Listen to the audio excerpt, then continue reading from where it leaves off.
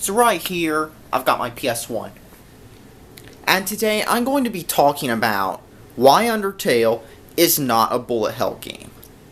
Now sure, it might have copied some of the gameplay elements, and it might be getting called a bullet hell by many people on Steam who've never played bullet hell games. Maybe all they played was a pirated copy of Toho, and that was about it.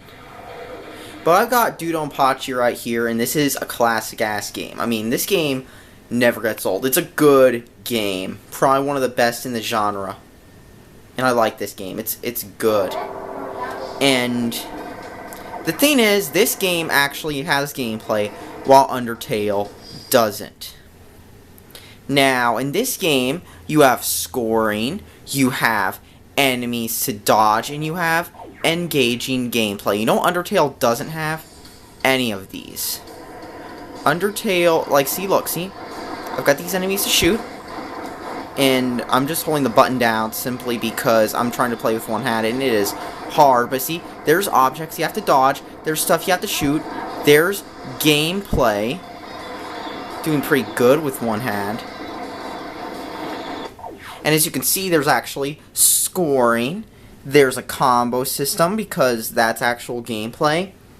And there is stuff to take out. There's gameplay. It's fun and engaging. It also has better graphics than Undertale too. You know what Undertale doesn't have? It doesn't have good gameplay. I mean, I'm seeing people hyping Undertale up like, oh, it's so amazing, my feels. But yet you look at Undertale and you realize the combat system is dull despite everybody hyping it up to be the best thing ever. While this, on the other hand, has actual gameplay. I mean, sure, I'm playing it with one hand, so I'm doing shit. But see, look, see, bullets you have to dodge. See, stuff you have to do.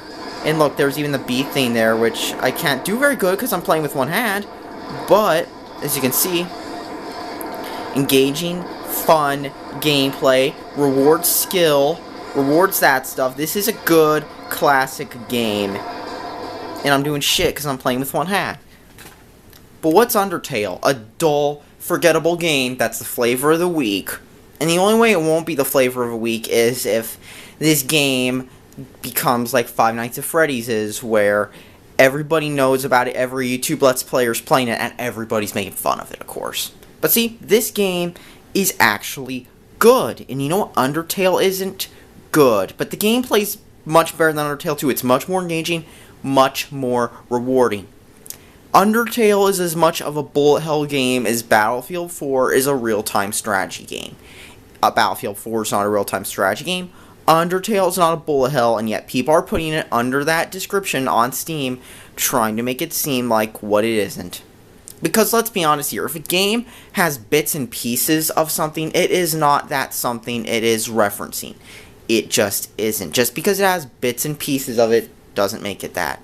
I mean, because by that definition, that reminds me of what My Little Pony fans were doing several years ago when they were trying to see how hardcore My Little Pony was, because, oh, it referenced some show targeted towards an older demographic. I mean, it's a reference, okay? But that does not mean My Little Pony is an adult show. That's the point I'm trying to make here. People are trying to make games seem like what they aren't. And that's something I've noticed with Undertale fans.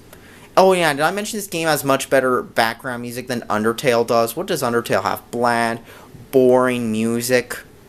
And of course the music in this game isn't even as good as the other games after this in the series, which were really good. But yeah, I think you get what I'm saying. Like Daioju was an even better game. I loved that game. But I mean, even though it's hard as shit. But yeah, there you have it. And you know what bullet hells also have in them? Like, that Undertale doesn't have? This game rewards you with the second ending that you actually... I mean, not just ending, second loop that you have to do through actual skill. You have to have enough skill to get there. And, of course, what does Undertale have? This stupid true last boss that was found not long after the game came out.